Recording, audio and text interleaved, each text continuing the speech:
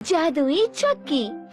एक गांव में दो भाई रहते थे, विक्रम और राघव। बड़ा भाई विक्रम बहुत अमीर था। छोटा भाई राघव मेहनत तो खूब करता था, लेकिन फिर भी वो अपनी और अपने परिवार की जरूरतें पूरी नहीं कर पाता था। अपनी गरीबी से वो बहुत परेशान था। विक्रम ने पिताजी की कमाई से राघव को उसका हिस्सा नहीं दिया था, ना ही वो राघव की कोई मदद करता था। दिवाली का उत्सव था, सब जगह दियों की रोशनी थी। घर घर में मीठा, नमकीन, नए कपड़े, खुशियों का माहौल था। विक्रम के घर पे बहुत ही धूमधाम से दिवाली मनाई जा रही थी। उसके बीवी और बच्चों ने नए कपड़े और जेवर पहन लिए थे। कई तरह की मिठाइयों से, पंच पकवानों से उसका घर भर गया था। वहीं राघव के घर पर त्योहार तो क्या, खाने पीने के लिए भी पैसे नहीं थे। वो मदद की अपेक्षा से अपने बड़े भाई के घर पहुंचा। सुनो भैया, मेरे काम का अब कोई ठिकाना नहीं है। मैं परेशान हो चुका हूँ। मैं हर रोज काम की तलाश में बाहर निकलता हूँ, लेकिन मुझे मायूसी के अलावा कुछ हाथ नहीं लगता। घर पे राधा और सूरज भूखे बैठे हुए हैं। मेरी कुछ मदद करो। मेरे पास पैसे आते ही मैं तुम्हारा कर्ज लौटा दूंगा भैया। राघव, मैंने बहुत ही कड़ी मेहनत से ये ऐशो आराम कमाया है।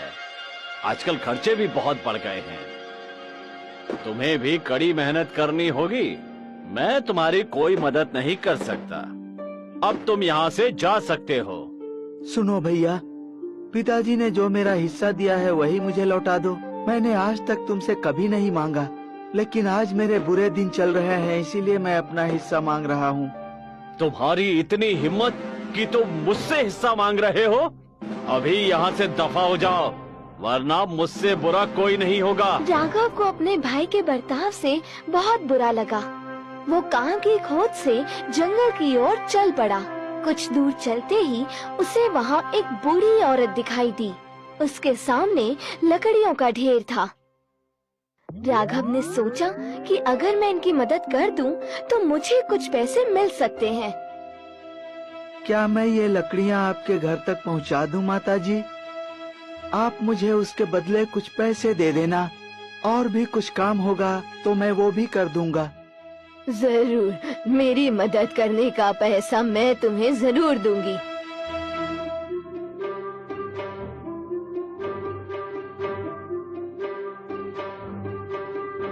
लेकिन तुम इतने दुखी क्यों लग रहे हो? घर पर बीवी बच्चा भूखे हैं। खाने के लिए घर पर अनाज का एक दाना भी नहीं है। कहीं भी काम नहीं मिल रहा है। दुखी मत हो, ये लो केसर की मिठाई। कुछ आगे चलते ही 4 घने पेड़ दिखेंगे। उनके पीछे ही छोटी सी एक गुफा है। उसमें 3 बौने रहते हैं और उन्हें ये मिठाई बहुत पसंद है। जैसे ही वो ये मिठाई देखेंगे, वो तुमसे ये मिठाई मांगेंगे। तुम इस मिठाई के बदले उनसे चक्की मांग लेना। चक्की के आते ही तुम्हारे दिन बदल जाएंगे। राघव ने बूढ़ी औरत की मदद की और उनसे वो मिठाई लेके जंगल में आगे बढ़ने लगा। कुछ देर चलने के बाद उसे 4 बड़े पेड़ दिखाई दिए। उनके पास जाते ही राघव को एक गुफा दिखाई दी। उसका दरवाजा बहुत ही छोटा सा था। वह झुककर गुफा के अंदर गया। जैसे ही वह अंदर गया, उसने देखा 3 बौने अंदर खड़े थे। राघव के हाथ में केसर की मिठाई देखकर वह तीनों ही बहुत खुश हुए। हमें ये केसर की मिठाई बहुत पसंद है। क्या तुम हमें ये दे सकते हो? हाँ, ये मिठाई तुम हमारे लिए यहीं रख दो। ठीक है, मैं ये मिठाई आप लोगों को देने के लिए तैयार हूँ, लेकिन मुझे इसके बदले आप लोग वो चक्की दे दो। ठीक है, हम तुम्हें ये चक्की दे देते हैं। लेकिन सुनो, ये कोई मामूली चक्की नहीं है, ये जादुई चक्की है। तुम इससे जो मांगोगे वो तुम्हें मिल जाएगा। और जैसे ही तुम्हारी जरूरत पूरी हो जाए, तुम इस पर एक लाल रंग का कपड़ा डाल देना। इस चक्की को रोकने का यही एक तरीका है। शुक्रिया, मैं इस बात को जरूर याद रखूंगा। राघव बहुत ही खुश हो गया, लेकिन उसे यकीन नहीं हो रहा था। उसने केसर की मिठाई उन दोनों को दे दी और चक्की लेकर घर आ गया। घर पे बीवी और बच्चा भूखे ही बैठे थे।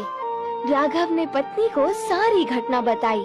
उन्होंने एक चादर बिछाकर चक्की उस पर रख दी। राघव ने चक्की से कहा, चक्की चक्की चावल दे दो। देखते ही देखते वहाँ चावल का ढेर लग गया। फिर राघव ने लाल कपड़ा डालकर चक्की को रोक दिया। फिर एक एक करके उसने चक्की से दाल, गेहूं और बाकी का अन्य सामान भी मांग लिया। राघव और उसके घर वालों ने भरपेट खाना खाया। अब राघव बाकी का अनाज लेकर बाजार जाके बेच आता था। देखते ही देखते राघव की आर्थिक परिस्थिति सुधरने लगी। पहनने के लिए अच्छे कपड़े, भरपेट खाना और बच्चे की शिक्षा, सब कुछ आसान हो गया। राघव ने नया घर भी बनाया।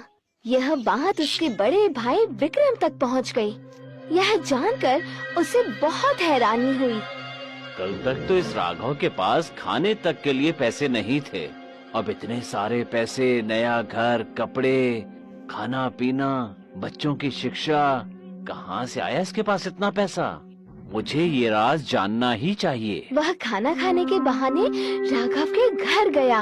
खाना खा के वापस ना जाते हुए वह खिड़की के बाहर रुक गया और छिपकर वह घर पे नजर रखने लगा। जैसे ही राघव ने चक्की से अनाज मांगा, चक्की ने अनाज देना शुरू कर दिया। यह देखकर विक्रम ने सोचा कि वो ये चक्की चुरा कर घर ले जाएगा। दूसरे दिन राघव अनाज बेचने जब बाजार गया तो विक्रम चुपके से राघव के घर में घुस गया। सबकी नजर चुराकर वो चुपके से चक्की अपने घर ले गया। जल्दी से अपना सारा सामान बांध लो, क्योंकि हम लोग अभी ये गांव छोड़कर जा रहे हैं। लेकिन बताइए कि हम जा कहाँ रहे हैं और क्यों? ये चक्की कहाँ से उठा ले आए हैं आप? सवाल मत करो, तुम्हारे सारे सवालों का जवाब मैं बाद में दूंगा। पहले हमें यहाँ से निकलना है। विक्रम बीवी और बच्चे के साथ अपना घर और गांव छोड़कर निकल पड़ा। दूर कहीं जाकर दूसरे गांव में जा बसने का सपना वह देखने लगा। उसने एक नाव खरीदी और अपने बीवी और बच्चे के साथ वह नाव में बैठ गया। इतनी भारी चक्की साथ लेकर और गांव छोड़कर हम क्या करेंगे? ये कोई मामूली चक्की नहीं है, ये जादुई चक्की है। इसी की वजह से तो राघव इतने बड़े घर और धन दौलत का मालिक बना है। अब मैं इस चक्की को उसके घर से उठाकर ले आया हूँ। इससे हम बहुत धन कमाएंगे और आराम की जिंदगी गुजारेंगे। रुको, अभी मैं तुम्हें दिखाता हूँ कि ये जादुई चक्की किस तरह से काम करती है। चक्की चक्की नमक निकाल। चक्की ने नमक निकालना चालू कर दिया। देखते ही देखते ढेर सारा नमक नाव में भरने लग गया। विक्रम को चक्की कैसे रुकती है ये तो पता ही नहीं था। नमक के वजन से नाव पानी में डूबने लगी। विक्रम और उसका परिवार पानी में गोते खाने लगे। विक्रम के लालच की वजह से उसे और उसके परिवार को अपनी जान गंवानी पड़ी। राघव मेहनती था, भले ही चक्की अब उसके पास नहीं थी, लेकिन आज तक चक्की ने जो भी दिया था, राघव ने अपनी मेहनत से उसे दुगना कर दिया था और खुशी से जीने लगा। इससे हमें यही सीख मिलती है कि लालच बुरी बला है।